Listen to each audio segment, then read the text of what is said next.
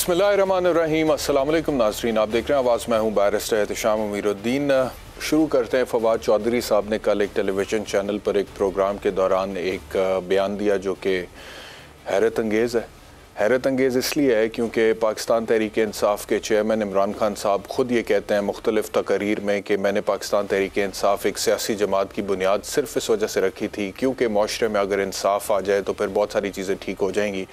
और ख़ास तौर पे वो अदालतों की बात करते थे, कानूनी निज़ाम की बात करते थे और हैं, और रूल ऑफ़ लॉ की बात करते हैं। वो ये कहते हैं कि जी गरीब के लिए एक कानून, अमीर के लिए दूसरा कानून, ताकतवर के लिए एक कानून, कमज़ोर के लिए दूसरा कानून। यही वजह है कि कौमें तबाह हो जाती है। रसूल अल्लाह मोहम्मद मुस्तफ़ा सल्लल्लाहु अलैहि वसल्लम की हदीस का हवाला भी देते हैं।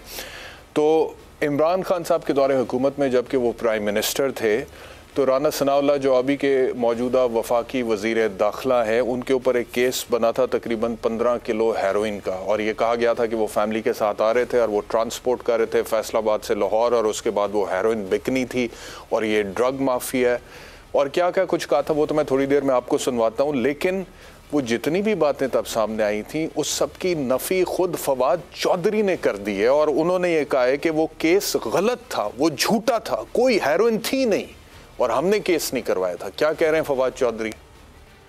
गलत किया था। मुझे पता था केस बिल्कुल फजूल है। ये फवाद चौधरी के अल्फाज हैं, ये मैं नहीं कह रहा, ये कोई और नहीं कह रहा, ये फवाद चौधरी कह रहे हैं जो पाकिस्तान तहरीक इंसाफ के बड़े अहम रहनुमा हैं और बड़ी आजकल उनकी फॉलोइंग है।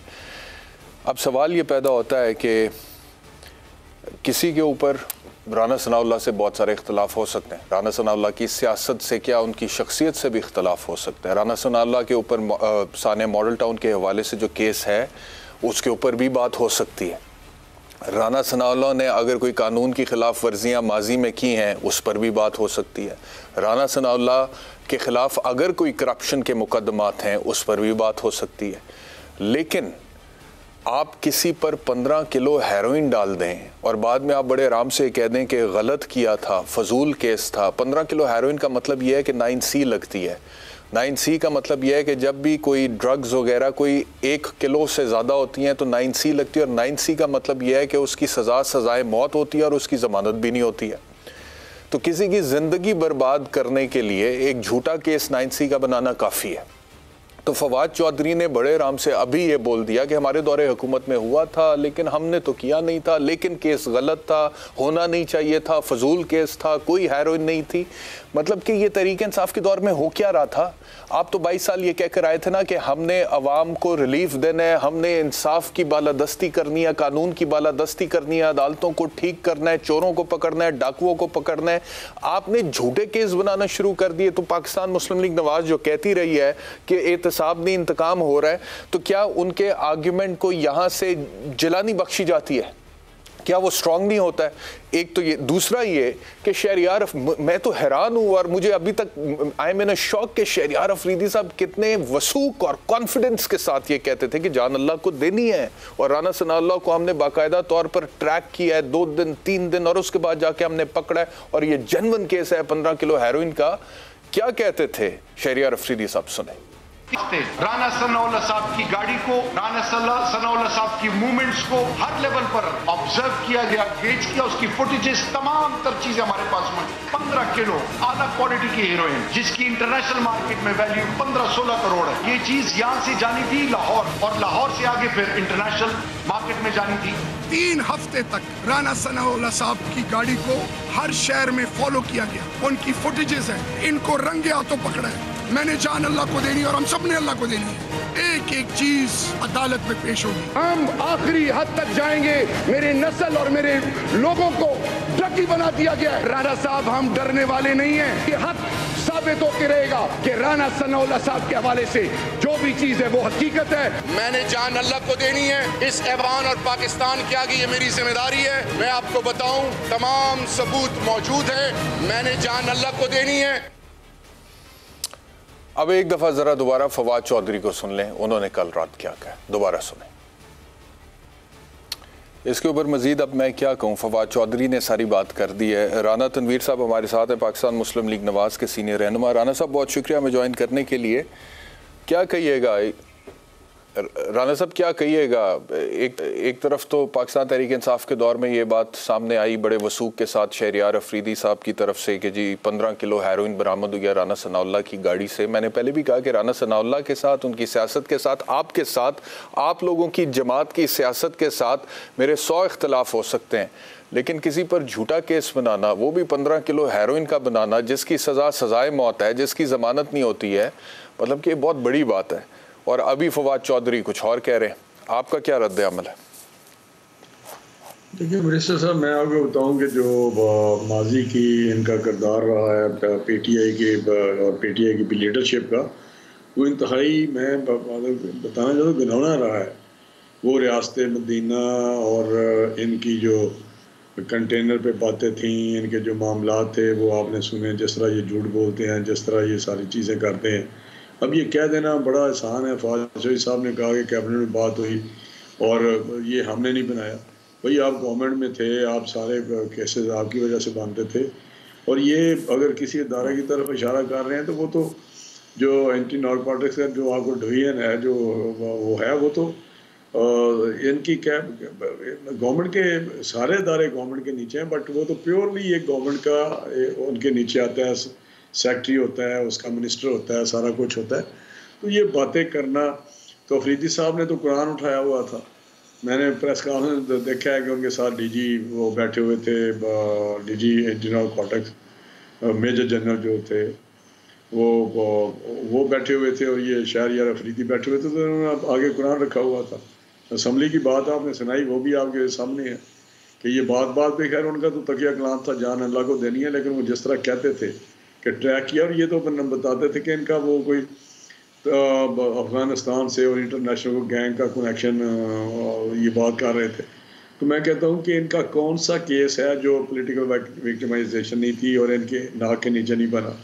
शहजाद अकबर साहब तो पहले आगे कह देते थे कि फ़लाँ को पकड़ना है, फ़लाँ, और इवन प्राइम मिनिस्टर जो उस वक्त इमरान खान था, वो भी यही कहता था कि फ़लाँ बंदा 15 दिन में पकड़ा जाएगा, हफ्ते में पकड़ा जाएगा।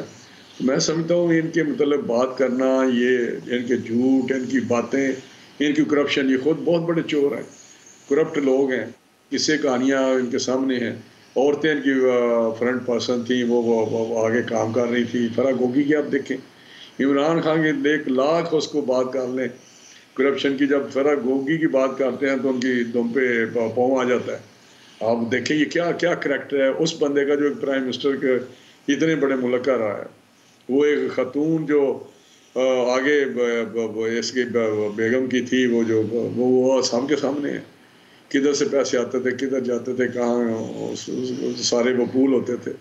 एटीएम किधर की थी, शुगर स्कैन केस का था, स्कैम मेडिसिन का केस का था। मेरे पास भी केस आते रहे, लेकिन मैं समझता हूँ कि ये कौम है, बहरहाल कौम है। वो क्या कह सकते हैं कि वो कुछ लोग समझते हैं कि इमरान खान ठीक है। अब ये सारा जो गंद डाला हुआ है तो वो तो इमरान खान का डाला हुआ है। जैसे जो 4 साल, पौने 4 साल रहे हैं, तो सादिक अमीन इनको कहते थे। वो एक और साकिब निसार जो उस वक्त थे, साकिब, उनको सादिक अमीन का सर्टिफिकेट उसको दिया हुआ था। उनकी बहन के मामला तो उनको जैसा इन्होंने उनका इशू जो था वो जिस तरह ख़त्म किया कि जी ठीक है इतना टैक्स दे दें। न्यू जर्सी में उनकी हैं प्रॉपर्टीज़ हैं, न्यूयॉर्क में उनकी हैं, दुबई में उनकी है। बात क्या है, इनकी फैमिली देखें, पीछे बैकग्राउंड क्या है इनकी। जुमा 8 दिन उसके बाद एक सिंपल साहब एक अफसर था, इंजीनियर था, वैक्सीन वगैरह यासी वगैरह थे। मेरे अपने इलाके में उन्होंने ज़मीन खरीदी हुई थी जो करप्शन से थी, नाम नहीं लगवाई, मुख्तारनामा आम था उनके पास ज़मीन का, और वो इमरान खान को ट्रांसफ़र हुई। वो भी एक बहुत बड़ा स्कैम है कि इनके पास कोई मनी ट्रेल नहीं। किस तरह उधर यही लिखा हुआ कि इन्होंने कैश दिया था उनको, अपने बाप को, कि ये कैश के बदले में दे रहा हूँ, वो ज़मीन इनको दे रहा हूँ, वो सब मुख्तारनामा जो जनरल पावर अटॉर्नी होता है उसके रूह से। तो ये लंबी कहानी है, ना को पीछे। अच्छा राना साहब, आप लोग कहते हैं कि ना अहली थी ना लायकी थी और उसकी वजह से मुल्क के हालात को पहुंचा है। लेकिन अगर हम लोड शेडिंग की बात करें तो शौकत तरीन का आज का ये स्टेटमेंट है, वो ये कहते हैं कि हम जिस तरह भी है इधर उधर से पैसे पकड़कर ईंधन खरीद लेते थे ताकि लोड शेडिंग ना हो। लेकिन ये लोग, अगर हम नालायक थे तो ये लोग नालायकों की यूनिवर्सिटी के प्रिंसिपल हैं कि ये मैनेज ही नहीं कर सकें। क्या है शौकत तरीन, आपको सुनवाता हूँ ज़रा। जिस जगह पे जा रहे हैं हम डिफॉल्ट की तरफ जा रहे हैं। मार्च में कोई मतलब शॉर्टफॉल नहीं थी, लेकिन इन्होंने ईंधन तो मंगवाना था ना भाई, हमें भी तो मुश्किलात थी। हम तो इधर उधर से पैसे करके लोगों की बिजली तो लोगों को देते थे यार। इनका मतलब ये है कि पैसे नहीं है, पैसे बचाओ, बेशक लोड शेडिंग होती रहे। 13 इंडस्ट्रीज के ऊपर हायर टैक्स लगा दिए भाई। हम तो टैक्स नहीं इंक्रीज कर रहे थे। मैंने तो IMF का फटा ले लिया था कि टैक्स पे टैक्स नहीं लगाऊंगा मैं। अब वो कहते हैं कि हम कहीं से भी पैसे पकड़ धकड़ के हम पावर प्लांट्स चला देते थे। अभी जो सूरत हाल है, मैं अगले दिन चेयरमैन PND ने एक ब्रीफिंग दी थी मीडिया को, वहाँ पर गया हुआ था। उन्होंने कहा जी कि तकरीबन 39,000 मेगावाट हमारी कैपेसिटी है और उसके बावजूद तलब जो है वो 30,000 मेगावाट के करीब है, लेकिन उसके बावजूद जो शॉर्टफॉल है वो 7,500 मेगावाट का है। तो सिर्फ इस वजह से प्लांट्स हमारे पास मौजूद हैं, जनरेशन की कैपेसिटी मौजूद है, सिर्फ इस वजह से कि हमने वक्त पर ईंधन नहीं लिया, वो प्लांट्स बंद हैं। ये तो आप लोगों की हुकूमत की जिम्मेदारी है। ईंधन अब इमरान खान ने अगले कोई 6 महीने का या साल का तो स्टॉक नहीं करना था ना, वो तो दिनों की बात होती है मेरे ख्याल में। तो ये तो एक मैनेजमेंट का इशू है, गवर्नमेंट का गवर्नेंस का इशू। मैं आपको एक बात बताऊं, ये कहने की, तकरीरों करने की, बातें करने की बिल्कुल कर सकते हैं, लेकिन मैं 100% कहता हूँ कि ये इनका किया दरा है। इन्होंने बिल्कुल कभी ना ईंधन का कभी इन्होंने ऑर्डर दिया है, ना इन्होंने एनर्जी का ऑर्डर दिया है। ये रिकॉर्ड पे है। हमने 2 टर्मिनल लगाए थे, 2 पाइपलाइन में थे, इन्होंने तीसरा नहीं लगा सके ये 4 साल में। हमने तो 2013 में जब हमें गवर्नमेंट मिली है तो 18 घंटे लोड शेडिंग थी और उसको ज़ीरो पे लाए। आपको पता है जिस तरह 3 साल में, जो 10 साल में, 7 साल में कारखाने लगते हैं बिजली के, वो 3 साल में लगाए, रात दिन काम करके, वार फुटिंग में काम करके शहबाज साहब ने और मियां नवाज शरीफ साहब की टीम ने। वो आपके सामने है, बिकी हो, साहिबाल हो, जो भी हैं वो आपके सामने लगे हुए हैं और वो जनरेशन शुरू होगी और ज़ीरो पे ले आए। अब इन्होंने अगर ये शौकत तरीन साहब कहते हैं तो मैं आपके साथ ये बिल्कुल क्या कहते हैं जी, बैठ लगाने को तैयार हूँ कि जब हमें मिला है उस वक्त तो 14-15 घंटे की लोड शेडिंग थी जब हमें पे ये हम गवर्नमेंट में आए हैं। अगर ना उस वक्त लोड शेडिंग शुरू हो तो हम गुनाहगार हैं। तो अभी $40 पे अगर गैस मिलेगी हमें, और वो भी उसका आने का जो मैंने इनको बुलाया था एनर्जी, इन्होंने ऑर्डर किया ही नहीं पिछले 3 साल में। जो इन्होंने कहा तो वो कहते थे कि जी हमने तो ऑर्डर नहीं दिया, हमने डिसीजन नहीं लिया। ये मैं रिकॉर्ड की बात कर रहा हूँ, PSC की बात कर रहा हूँ। जब मैं PSC का चेयरमैन था तो वहाँ मैंने पूछा कि भाई क्यों नहीं किया, तो वो कहते थे कि जी, मैंने कहा आपको इस तरह करना चाहिए कि आप जो सप्लाई चेन है वो एक मुसलसल, अगर आपको एक एक्सरसाइज करें कि एक शिप चलेगा और आगे जाके वो पहुंचेगा, जब अनलोड होगा उसकी कंजम्पशन किस तरह होगी, कि कंज्यूम कितने दिन में, दूसरा उसी स्पीड से पीछे चलेगा। लेकिन इन्होंने तो कभी नहीं किया कि कभी कहते हैं जी हमें वो कार्गो नहीं मिल रहा, कभी कहते हैं हमें हमारे पास गैस नहीं है। उस वक्त गैस की जो कमी थी वो देखे कितनी थी। ये बातें छोड़ें ये, और शौकत तरीन साहब के तो खुद साइन है, एक वो नहीं है जो 2018 में किए थे इन्होंने, ये वो हैं जो फरवरी 2022 में किए हैं। फरवरी की मैं बात करूँ IMF के साथ, वो साइन है कि अब आप लोग लोड शेडिंग का जो इशू है इसको कब तक हैंडल कर लेंगे? लोड शेडिंग कब तक मैनेज हो जाएगी? क्योंकि शहबाज शरीफ साहब ने 1 जुलाई की डेट दी थी पहले कि 1 जुलाई तक लोड शेडिंग का मसला हल हो जाएगा, सॉरी 1 मई की। एक बात बताऊं कि इस वक्त जो हमारा सिलसिला है वो इतनी बुरी हालत में, ये महीने में तो मुझे बताएं कि अगर इतनी इकोनॉमी स्ट्रांग हो और एक महीने में आप जितनी मर्जी किसी को नलायक से नलायक किसी को या जो भी करें, अगर किसी की फैमिली बहुत तगड़ी है बिजनेस में और वो बड़े स्ट्रांग है एसेट्स, तो वो तबाह भी करने पे आए उनके नलायक बच्चे, तो वो कितनी देर में कर लेंगे। तो ये बातें ना करें, अवाम को बेवकूफ़ ना बनाएं। तो मैं बताऊं जो आप बात कर रहे हैं लोड शेडिंग की, अगर अब $40 पे हमें गैस मिले तो मुझे बताएं जो हमने उस वक्त 4 पे ली थी, अब वो किस तरह, इनको हमने कहा था यार आप फॉरवर्ड बाइंग क्यों नहीं करते गैस की। जब मेरे पास ये आए थे, ये अभी सारे हेड्स थे उनके, जितने भी ये ओगरा है या PSO है, जितने स्टेक होल्डर थे या सेक्रेटरी पेट्रोलियम थे, तो मैंने कहा आप क्यों नहीं करते, आप एक डिसीजन क्यों ना, आप कहते हैं कि जी आज हमें $11 पे मिल रही है तो इसको आप बुक कर लें, बाइंग फॉरवर्ड बाइंग भी कर लें। तो ये बड़ी एक राणा साहब एक और बात बताएगा, इधर वो जफा जो एक और बात बताएगा। नहीं इरशाद मुझे एक बात बताएं, जो इनके थे पेट्रोलियम के एडवाइजर या क्या थे लगाए हुए, एक तो मेडिसिन में थे, दूसरे डॉक्टर जफर इधर शायद कौन थे, बाबर साहब पता नहीं कौन थे जो चले गए, सारा कुछ ठीक है, उनका कॉन्फ्लिक्ट ऑफ इंटरेस्ट था, उनकी अपनी कंपनी थी गैस की, आपको याद पता हो, आप भी प्रोग्राम आप लोग भी करते रहते थे उस पर कि इनकी अपनी है जो कंपनी इनकी इन्वॉल्व है, LPG की या दूसरी कंपनियां थी। तो मैं समझता हूँ ये किसको, हाँ हमारी मेमोरी बड़ी शॉर्ट है, हम भूल जाते हैं, इमीडिएट हम सामने हैं और हमें ही क्रिटिसिज्म हम पे ही आएगा, और ये होना भी मतलब लोगों का हक है, लेकिन इंशाल्लाह आप देखेंगे 2-3 महीने में चीजें, राणा साहब ये बताइएगा, सही डायरेक्शन चली है और 2-3 महीने में ठीक हो जाएंगी, मैं आपको बता रहा हूँ इंशाल्लाह। अच्छा, आप कहते हैं 2-3 महीने में ठीक हो जाएंगी। अच्छा ये बताइएगा कि मिफ्ता इस्माइल साहब का एक स्टेटमेंट आया है आज जिसमें वो कह रहे हैं कि 100 से 150 रुपए फी किलो घी सस्ता हो जाएगा आने वाले चंद दिनों में।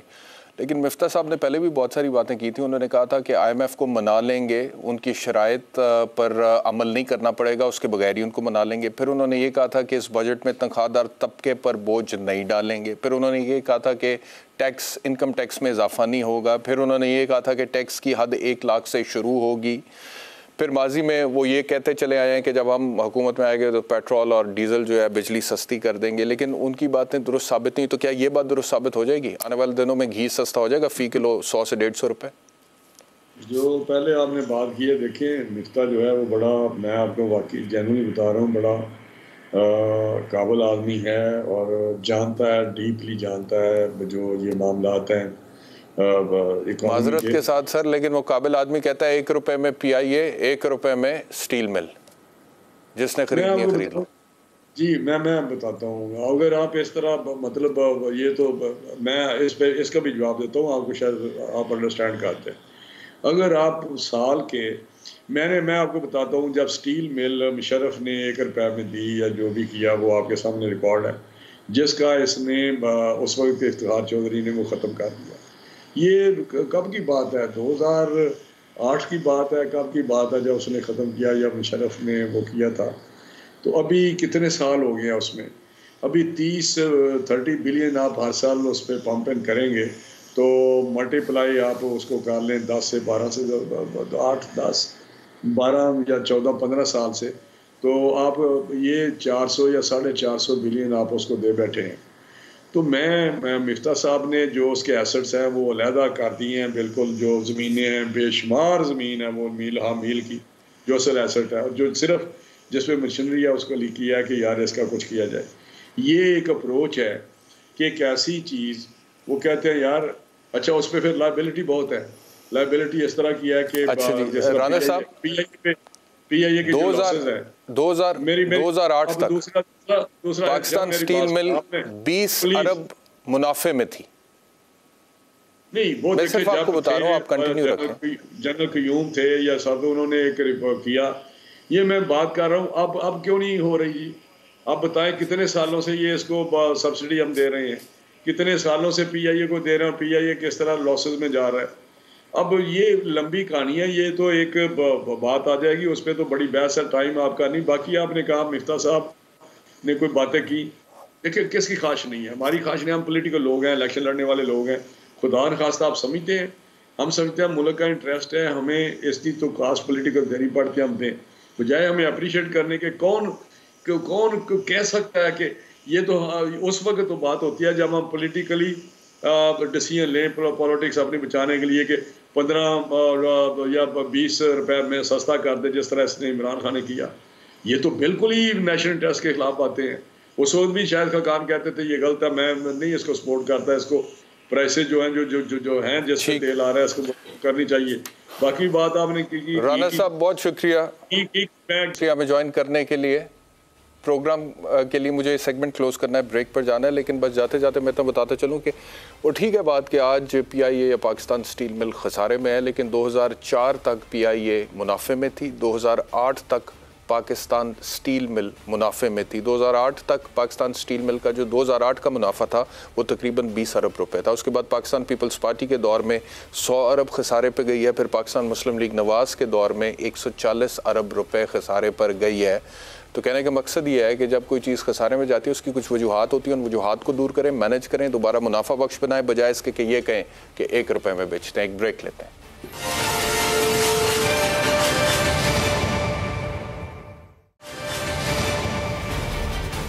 वेलकम बैक टू आवाज़। बात करते हैं पब्लिक अकाउंट्स कमेटी में। आज एक खातून जिनका नाम तैयबा गुल है वो पेश हुई और उन्होंने कहा कि साबिक chairman NAB justice Javed Iqbal जो हैं वो उनके हवाले से कुछ बातें हुई, वहाँ पे इल्ज़ामात वगैरह उन्होंने लगाए, कुछ उन्होंने समा से भी गुफ्तगू की। इससे पहले कि मैं इसकी डिटेल में जाऊँ, और 2019 में वाक़या हुआ था, कब हुआ था, कैसे हुआ था, किसके थ्रू हुआ था, वो बताते हैं आपको। लेकिन ये सुने आज उन्होंने क्या कहा। तरीके से नैब ने भी प्रेशराइज किया हट जाए केसेस से। जो मैंने नैब को अदालतों में लेके गई केसेस में 2-3 दफ़ा मेरी उनसे ही मुलाकात हुई, आजम खान साहब से, और 2-3 दफ़ा इमरान खान साहब से पीएम हाउस में। उन्होंने मुझे यकीन दहानी करवाई कि केसेस ख़त्म होंगे, लेकिन नहीं हुए। मुझे क्या इंसाफ मिलना था? मैं तो अभी 4 साल से धक्के खा रही हूँ अभी तक, और उसके जो है वीडियोस के बेनिफिशरी तो पीटीआई वाले ही रहे, पीटीआई गवर्नमेंट रही। उन्होंने क्या बताया था इमरान खान? उन्होंने ये कहा कि जो चेयरमैन की वीडियोस हैं आपके पास, हमें दें, हमें सारी वीडियोस दें। फिर आमना मसूद जंजुआ है जो मिसिंग पर्सनस के कॉज को बड़ा आगे लेकर चलती है। उन्होंने हामिद मीर साहब से गुफ्तगू करते हुए क्या कहा साबिक चेयरमैन नैब के बारे में, ये भी सुन लें। और पब्लिक अकाउंट्स कमेटी के चेयरमैन नूर आलम खान ने साबिक chairman NAB justice retired Javed Iqbal को आज बुलाया हुआ था, लेकिन वो नहीं आए, और जो कायम मुकाम चेयरमैन नैब है वो वहाँ पर पेश हुए। दीगर मामलात पे भी बात की है, लेकिन इस हवाले से बात करते हुए नूर आलम खान ने क्या कहा मीडिया के सामने, ये भी सुने।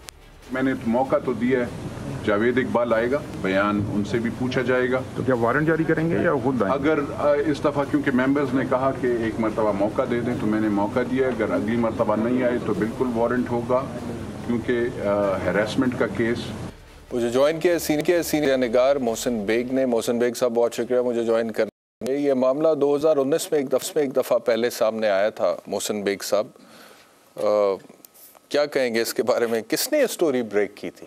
स्टोरी आप ही ने ब्रेक की थी, और अगर आपको याद हो, मैं और आपके उस वक्त जिस चैनल में आप थे, न्यूज़ 1 में, उनके मालिक और हम मेरे ही घर पे इकट्ठे थे जब ये स्टोरी आप लोगों ने ब्रेक की।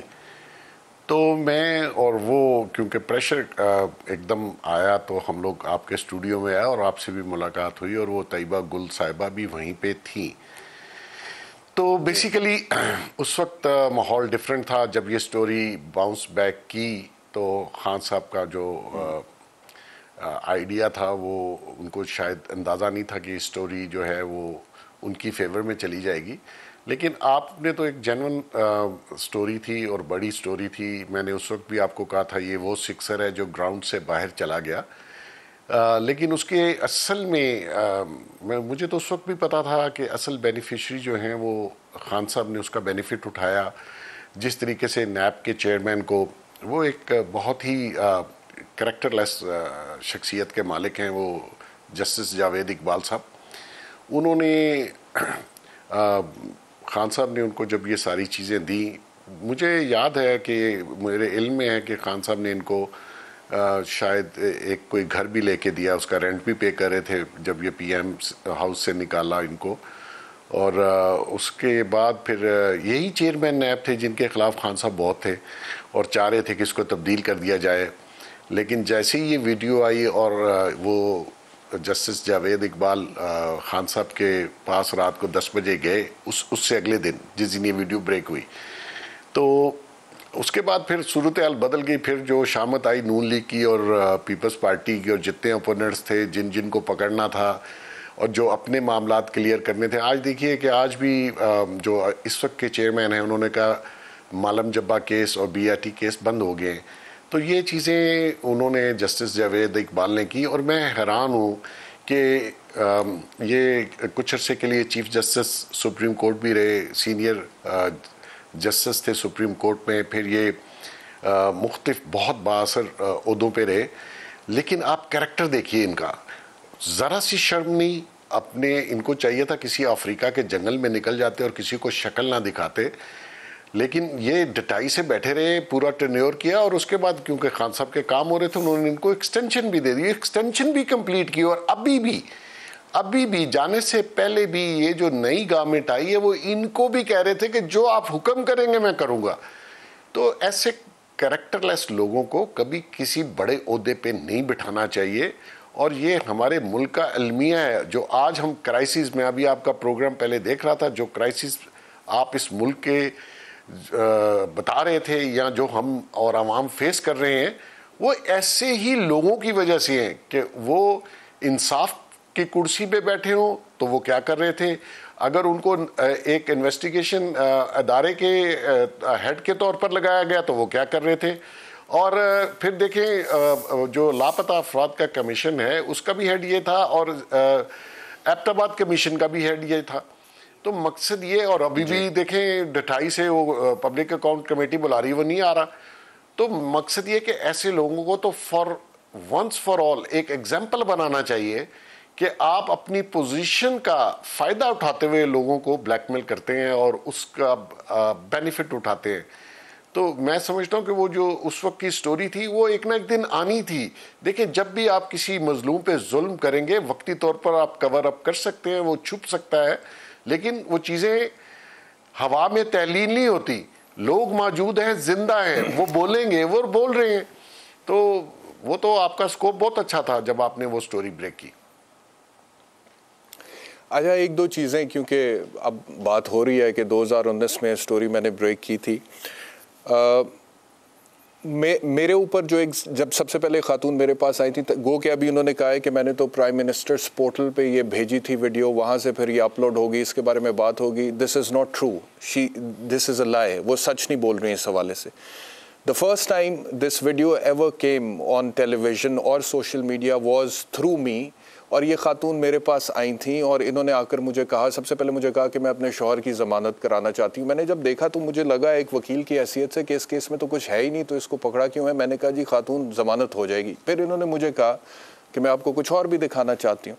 फिर इन्होंने मुझे ये वीडियोज़ और ऑडियोज़ चेयरमैन नैब की सुनाई। The first question Mohsin Baig sahab that came to my mind was कि क्या मैं किसी की ज़ाती ज़िंदगी में किसी की चादर चार दीवारी को पामाल तो नहीं कर रहा, किसी की प्राइवेसी को ब्रीच तो नहीं कर रहा।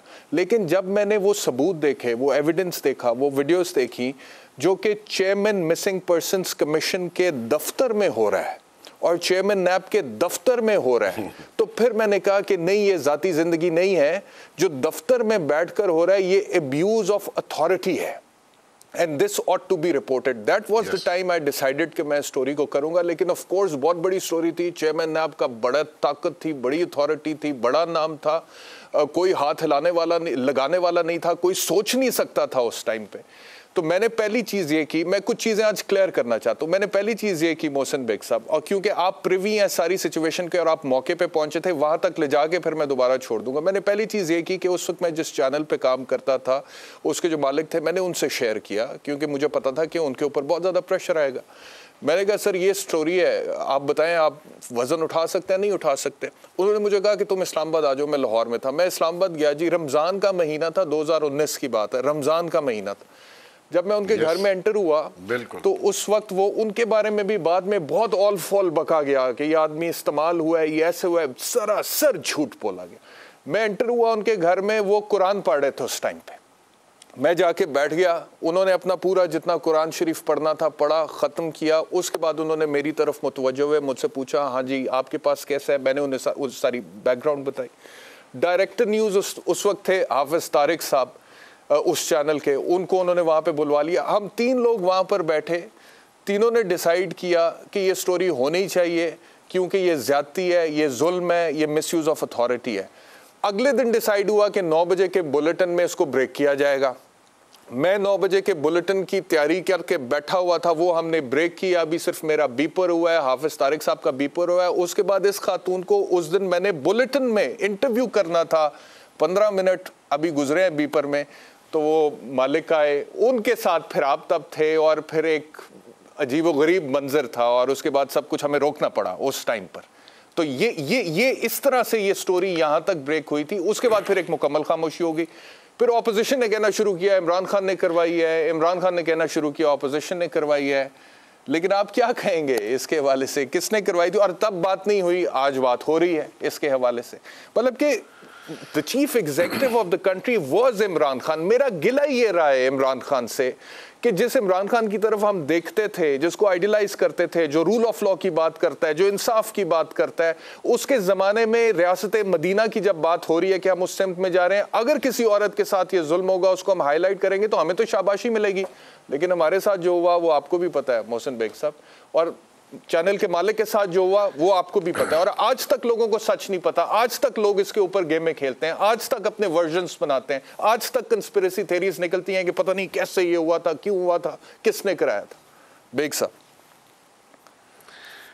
बेसिकली देखिए, ये ऐसा क्राइम है, ये खाली चेयरमैन जो नैब थे जावेद इकबाल साहब, उन्होंने तो एक क्राइम किया, लेकिन इसका जो सबसे बड़ा बेनिफिशरी और सबसे बड़ा जो मुल्जिम है वो इमरान खान है, जिसने इस सिचुएशन को कैश करवाया, कोई कार्रवाई उनके ख़िलाफ़ नहीं की, और उस मज़लूम को या जिसके साथ जो भी जुल्म हुआ, जो उसके ऊपर आप, मुझे याद नहीं कितने उसके हस्बैंड पे और इस औरत पे पर्चे जावेद इकबाल ने करवाए, वो कहती है 40 उसकी 40 पर्चे।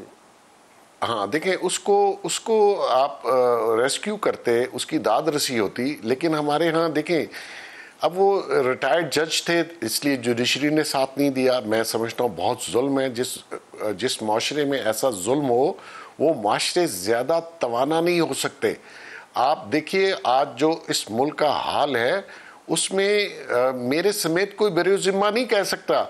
ये जो जुडिशरी में अगर ऐसे लोग फैसला ना कर पाएँ और इंसाफ ना दे पाएँ किसी मजलूम को, तो मैं समझता हूँ वो माशरे ज़्यादा देर चल नहीं पाते। और ये खान साहब ने तो उसको कैश किया, और उतने बड़े मुजरिम इमरान खान भी हैं जितने ये जस्टिस जावेद इकबाल साहब थे। और इस औरत का कोई कैरेक्टर हो, इस औरत ने जो भी इसके क्राइम हो, मुझे उससे गर्ज नहीं है, लेकिन आप जिस सीट पे बैठे हुए थे, जिस तरीके से आपने मैनिपुलेट करके उसका फ़ायदा उठाना की कोशिश की है, जो बाकी आमना जंजुआ साहिबा जो कह रही थी शो में, मैं आपको पता है कि आमना जंजुआ के जो शौहर थे वो मेरे बचपन से मैं उनको जानता हूँ, मसूद जंजुआ को। वो यहाँ एक ट्रैवल एजेंसी चलाते थे, पहले एक कंप्यूटर कंपनी, सॉफ्टवेयर कंपनी थी, इंजीनियर भी थे और बहुत अच्छा और बहुत ही शानदार आदमी था। अब उनके साथ उसका फेट क्या हुआ, और मैं तब से इनको जानता हूँ। अब देखें, उस खातून ने अपने हस्बैंड के लिए बहुत अरसा गुजर गया, मेरे ख्याल 20 साल हो गए होंगे जब से वो डिसअपीयर हुए मसूद जंजुआ, तब से वो अपनी स्ट्रगल में है। मैं नहीं समझता कि वो झूठ बोल रही है चैनल पे आके कि जस्टिस जावेद इकबाल ने इस तरीके से उस बेचारी खातून को कहा। तो ऐसे शख्स को तो कोई माफ़ी नहीं होनी चाहिए, लेकिन आपने उसको अपने काम के लिए इस्तेमाल किया। और वो वहाँ पे जजेस में भी कुछ अच्छे लोग थे जिन्होंने कहा कि ये नैब पॉलिटिकल इंजीनियरिंग के लिए इस्तेमाल किया। और सबको पता है अपने ओपोनेंट को जिस तरीके से खान साहब ने नैब, FIA और पुलिस को इस्तेमाल किया है, आज वो फाशिज्म की बात करता है। ये एक झूठा और उसी क्राइम में उतना ही इन्वॉल्व है जितना कोई और था। तो उस वक्त ये कहना कि जी चीफ एग्जीक्यूटिव, अच्छा ये देखिए कि ये टोटल मुकर गया उसी रात जब आपका शो था। I have to take a जी कंप्लीट कर लें जुमला। ये रात तक मेरे साथ इमरान खान फोन पे, व्हाट्सएप पे मौजूद था कि इसको किसी तरीके से रोकें, और अगले दिन फिर इसने चेयरमैन से जब मीटिंग की तो बस ये सारे मामला फिर शामत आई अपोजिशन की। यानी कि जिस टाइम पर हमने ये ब्रेक किया है, तो आप ये कह रहे हैं कि उस टाइम पर आपका इमरान खान साहब से राब्ता था जब ये ब्रेक हुआ है, तो उन्होंने कहा कि इसको रोकें? हाँ, ये बिल्कुल शाम राब्ता था। और इसने रात को 2 बजे मेरा एक्चुअली ये फ़ोन FIA वाले ले गए, जब मेरे पे इन्होंने इमरान खान के कहने के ऊपर एक धावा बोला, उसमें मौजूद था। इसने कहा कि मैं ताहिर खान को कल से एंट्री बैन कर रहा हूँ। मैंने कहा वो तो ताहिर खान तो कोई एंट्री क्या बैन आपने करनी है, वो तो एक वैसे ही आपको दोस्ती में आपके लिए जो है वो फेवरिज्म कर रहा है हमारी तरह। तो ठीक है, बेग साहब मुझे क्विक ब्रेक लेना है, मुकर गया और इसने उससे बहुत फायदा उठाया। मैं वापस आ रहा हूँ, ब्रेक के बाद वापस आ रहा हूँ।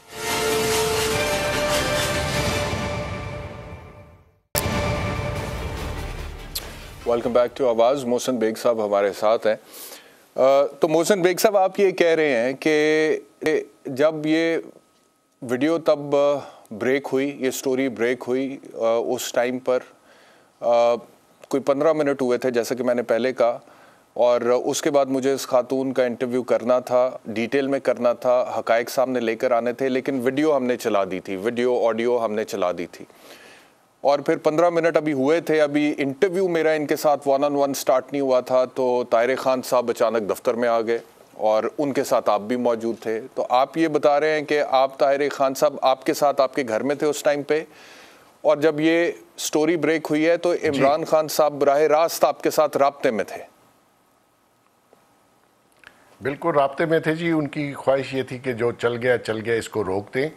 एक्चुअली वो इससे बेनिफिट उठाना चाह रहे थे और उन्होंने उठाया।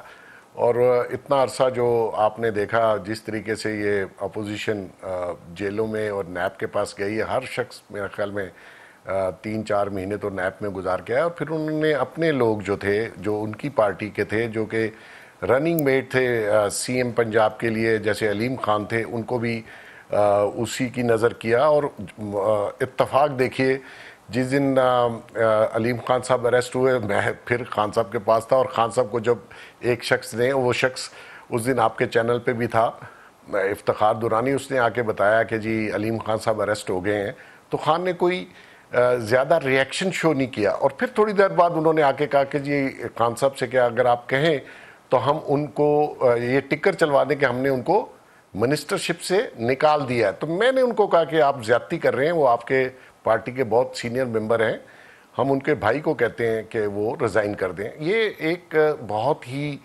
फाशिस्ट ज़हन का शख्स है। ये मेरी अब समझ आनी शुरू हुई है कि हमने कैसे धोखा इस शख्स से खाया। मेरे पास अब सिर्फ 1 मिनट है। इतना बड़ा फ्रॉड है। एक टाइम पे आपके ताल्लुकात तो बहुत अच्छे थे ना मोहसिन बेग साहब? 1 मिनट है। एक वक्त पे आपके ताल्लुकात बड़े अच्छे थे। वो जहाज की तस्वीर है जिसमें एक तरफ खान साहब बैठे हुए, एक तरफ आप बैठे हुए, पीछे कुछ जुल्फी बुखारी, ओन चौधरी, ये तमाम लोग खड़े। असल फिर मामला खराब कहाँ से हुआ आपका? 30 सेकेंड्स है, क्विकली जरा बता दें किस इशू पे खराब हुआ? मेरा एहतशाम इनसे कोई ज़ाती मसला नहीं है। ये जो भी उल फूल है, शुक्र है अल्लाह ताला का, मेरे पे कोई फाइनेंशियल करप्शन का इल्ज़ाम आज तक 34 साल में नहीं लगा सका। सबको मेरी फाइनेंशियल हैसियत पता है अल्हम्दुलिल्लाह। और ये शख्स, मैं इससे इख्तलाफ कर रहा था, इन्होंने मीर शकील को जेल में डाला, फलाने को जेल में डाला, ये उस वक्त ये प्लान बना रहे थे, मैं इस चीज़ के खिलाफ था। ठीक है, वक्त बिल्कुल खत्म हो गया कि मैंने कहा ये मत करें। बहुत शुक्रिया हमें ज्वाइन करने के लिए। आपसे इंशाल्लाह मुलाकात होगी। अपना ख्याल रखिए।